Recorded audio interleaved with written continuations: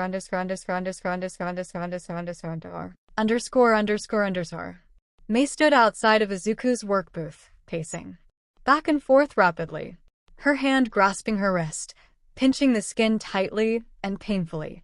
Why couldn't she just have said something? Why does her mind not do what she tells it to do? It had always been like this. She thinks for one thing to happen, only for her body to do another.